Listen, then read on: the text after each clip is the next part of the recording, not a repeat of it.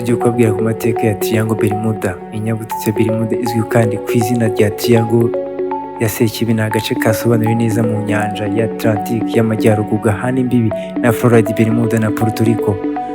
Kuva mu kinyejana cya 20 rwagati nibyo byabandwaho mu migani yo mu mujyi ivuga ku ndege n'amato n'abantu benshi bari irengero mu bihe bidasanzwe. Icyakora iperereza ryinshi ryakozwe n'amasoko azwi harimo na guverinoma y'Amerika n'imiryango y'abascientifique byasanze nta kimenyetso cyerekana ibikorwa bidasanzwe, bavuga ko byavuzwe ari ibintu bisanzwe n'amakosa y'abantu no gusobanura nabi inkomoko. Ikarita yasohotse mu binyamakuru bitandukanye na hamwe na Associated Press ingingo yo kuva 14 Nzeri mwaka w'1950. Igitekerezo cya mbere cy'ibura ridasanzwe mu gace ka Bermuda ryagaragaye mu kiganiro cyanditswe na Edward Van Winkles John wo muri Miami Herald, ryatanzwe na Associated Press kandi kigaragara ko mu binyamakuru bitandukanye muri Amerika kuva ku 17 Nzeri mwaka w'1950. Nyuma y'imyaka ibiri, ikinyamakuru Fact cyasohoye amayobera y'inyanja ku muryango w'inyuma. Ingingo ngufi yanditswe na George X. Sands niyo ya mbere yashyize agace ka mpande eshatu kamenyerewe aho igihombo cyabereye Musenyi, wavuze ko yatakaje indege n'amato menshi kuva intambara ya kabiri y'isi yose. Ibura rya Sandra, amato ya gari ya moshi Mutarama mu mwaka w'1948, ibura rya Star Tiger, indege y'abagenzi bo mu Bwongereza y'Abanyamerika y'Amajyepfo. Werurwe mu mwaka w'1948, ibura ry'umusifuzi w'umurobyi hamwe n'abagabo batatu barimo umukinnyi wa Albert Niders. Muri Mutarama mu mwaka w'1949, ibura rya Star Aerials, indi ndege yitwara abagenzi ba Bissau. Indege ya 19 yongeye kuvugwa mu nomero yo muri Mata mwaka w'1932. Ikinyamakuru The American Regions Magazine muri uwo mwanditsi Alan Eckers yanditse umuyobozi w'indege yari yarumvize bidasanzwe inyanja ntabwo isa nk'uko byakagombye kubisa. Abanditsi basobanuye byinshi ku bitekerezo bya Gadsby barimo John Wallace Spencer Limbaugh. Mwaka w'1939 reba kugeza ku mwaka w'1973, Charles Bertuzzi Triangle Bermuda kugeza ku mwaka w'1944. Abanditsi batandukanye no muri banditse ibi bintu ndengakamere. Aka gace karatangaje cyane ka Triangle Bermuda. Inyandiko ya Sadi muri Fete yasobanuye ko ako gace ari inyabutatu y'amazi ihana imbibi na Florida, Bermuda na Puerto Rico. Abanditsi bakurikiyeho ntabwo byanze bikunze bakurikije iki gisobanuro. Bamwe mu banditsi batanze imbibi y'imisozi itandukanye kuri mpande eshatu, ubuso bwose butandukanye kuva kugeza 1 kugeza kuri 3 kugeza kuri 3.5 miliyoni.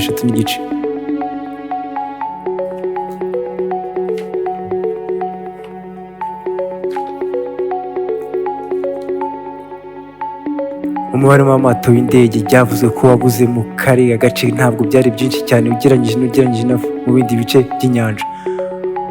Mu gace gakunze kwibasirwa na tropical, umubare w'ibaburiwe irengero wabaye hanini niwarengeranije n'ibishoboka cyangwa amayobera.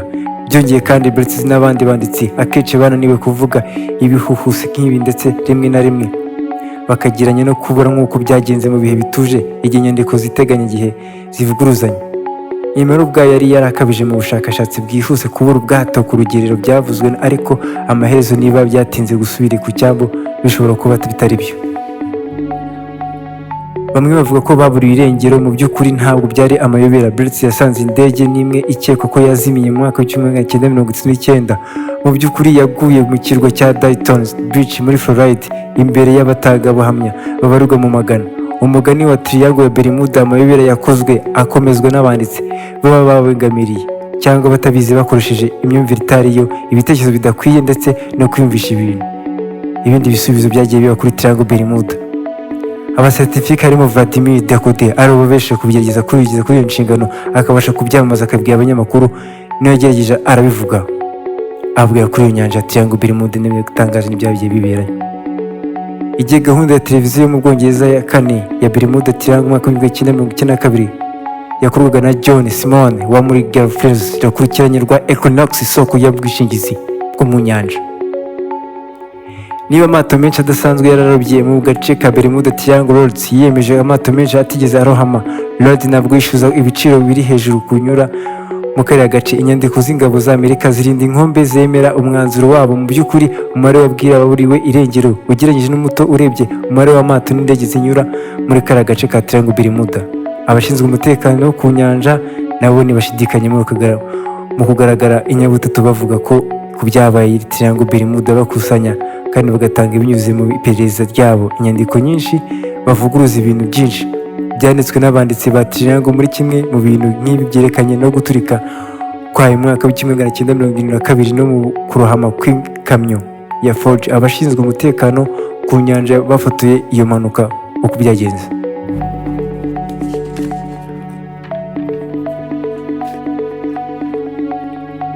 Bakagorora imirambo bagiye babona igera kuri 22 bitandukanye, n'uko umwanditsi umwe wa Triangle avuga ko imibabaro yose yazimye usibye kapiteni wawo wari muri ubwo bwato basanga yicaye mu kabari ke ku meza ye afata igikombe cye yinywera ikawa. Byongeye kandi yarohamye ku nkombe za Texas n'ahantu hamwe na hamwe hafi y'imbibi zemewe. Horizon yerekanaga igice cy'urubanza rwa Triangle Bermuda kuva mu mwaka 27 Kamena mu mwaka w'1946. Igice cyarenze cyane kivuga ko iyo twasubiye ku nkomoko, umwimerere cyangwa abantu babigizemo uruhare, amayobera arashira. Abascientifique bagerageje kugerageza kuvumbura igihe ibanga ryagiye riba kuri iyo nyanja, niba mike babashije kubisobanukirwa.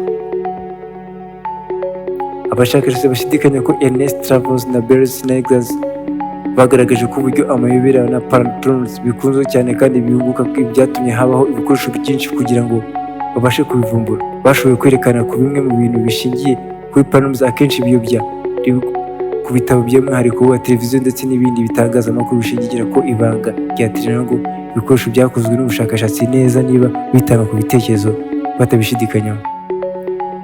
Mu bushakashatsi bwakozwe mu mwaka wa 2013, ikigega cy'isi gishinzwe ibidukikije cyerekanye amazi 10 y'akaga ku isi yo kohereza, ariko inyabutatu ya Bermuda ntiyari muri bo. Benjamin Radford, umwanditsi akaba n'umushakashatsi mu bumenyi bwa paranormal, mu kiganiro yagiranye na Bermuda, abantu bemera inyabutatu ya Bermuda ni ikintu n'icyo batanze uburyo bwo gusobanura ibisobanuro bidafututse.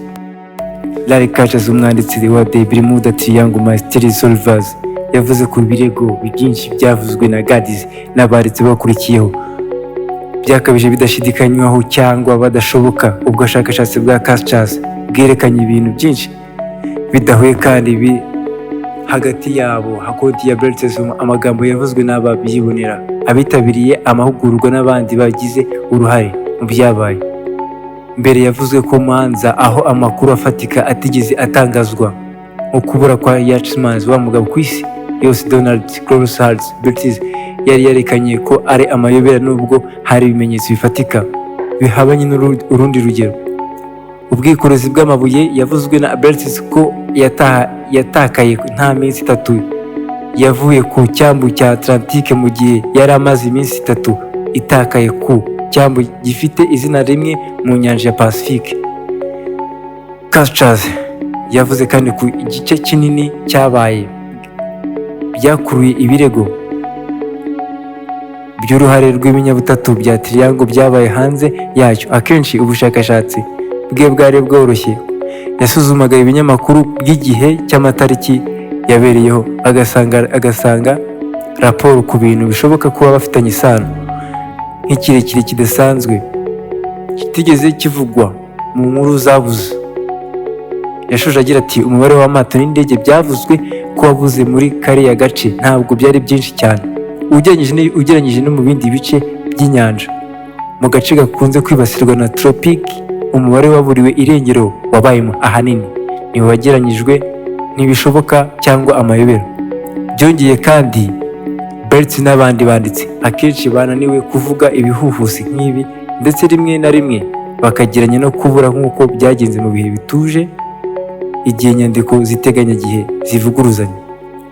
Imibare ubwayo yari yarakabije n'ubushakashatsi bwihuse. Kubura ubwato ku rugero byavuzwe, ariko amaherezo niba batinze gusubira ku cyambu bishobora kuba bitari byo. Bamwe bavuga ko baburiwe irengero, mu by'ukuri ntabwo byari amayobera. Yasanze indege imwe ikekwa ko yazimiye mu mwaka w'1967. Mu by'ukuri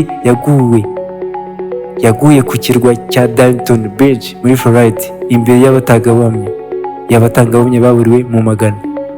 Umugani wa Triangle ya Bermuda ni amayobera yakozwe akomezwa n'abanditsi baba babigambiriye cyangwa batabizi bakoresheje imyumvire itariyo, ibitekerezo bidakwiye ndetse no kwiyumvisha ibintu.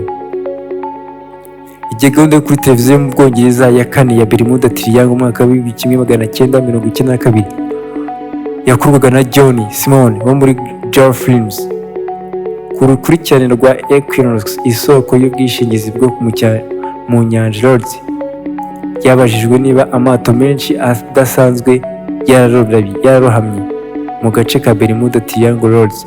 Yemeza ko amato menshi atigeze arohama, ntabwo yishyura ibiciro biri hejuru yo kunyura mu kariya gace. Inyandiko z'ingabo za Amerika zirinda inkombe zemeza ko umwanzuro wabo mu by'ukuri umubare ubwibwira ko waburiwe irengero ugereranyije na muto urebye umubare w'amato n'indege zinyura mu buryo budasanzwe. Abashinzwe umutekano wo ku nyanja nibo babashidikanya mu kugaragara inyabutatu, bavuga ko bakusanya kandi bagatanga binyuze mu iperereza ryabo inyandiko nyinshi zivuguza ibintu byinshi byanditswe n'abandi ba Triangle.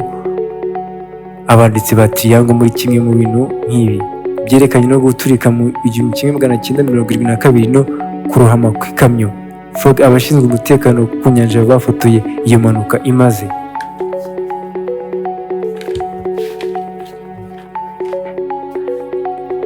bagarura imirambo myinshi 22 bitandukanye, no nk'uko umwanditsi umwe wa Triangle avuga ko imirambo yose yazimye usibye kapiteni wasangaga yicaye muri kabari ke ku meza afata ikawa. Nova Horizon yerekana ko igice cy'urubanza rwa Triangle ya Bermuda kuva kuri 27 Kamena mwaka wa 1976 igice cyaranenze cyane kivuga ko iyo twasubiye ku nkomoko y'umwimerere cyangwa abantu babigizemo uruhare, amayobera arashira. Science ntigomba gusubiza ibibazo bijyanye na Triangle kuko ibyo bibazo bidafite ishingiro. Mbere na mbere amato n'indege bitwara mu buryo butandukanye ku isi yose.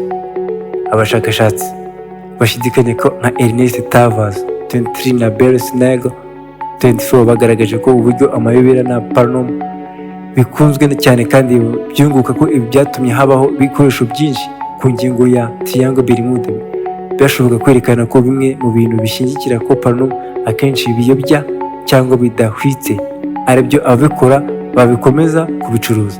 Kubera iyo mpamvu bavuze ko isoko ribogamye ku bitabo, umwihariko wa televiziyo ndetse n'ibindi bitangazamakuru bishyigikira ibanga rya Triangle ndetse ibikoresho byakorewe ubushakashatsi ndetse niba bitanga ibitekerezo bidashidikanywaho. Ubushakashatsi bwakozwe mu mwaka wa 2013 ikigega cy'isi gishinzwe ibidukikije cyerekanye amazi 10 y'akaga ku isi.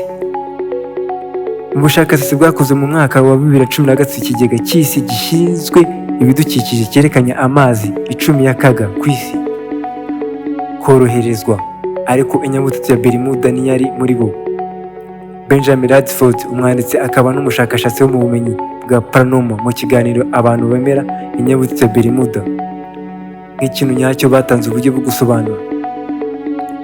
Benjamin Radford, umwanditsi akaba n'umushakashatsi mu bumenyi bwa paranormal, mu kiganiro yagiranye na Bermuda Triangle, abantu bemera inyabutatu ya Bermuda nk'ikintu nyacyo batanze uburyo bwo gusobanura ibisobanuro bidasanzwe. Abanditsi ba mpande eshatu bakoresheje ibitekerezo ndengakamere kugira ngo basobanure ibyabaye. Igisobanuro kimwe gishingiye ku ikoranabuhanga ryasigaye mu mujyi cyangwa muri leta ya Atlantis yatakaye rimwe na rimwe bifitanye isano n'inkuru ya Atlantis n'urutonde rwarohamye muri ayo mato y'indege ku byagiye biba kuri Triangle Bermuda.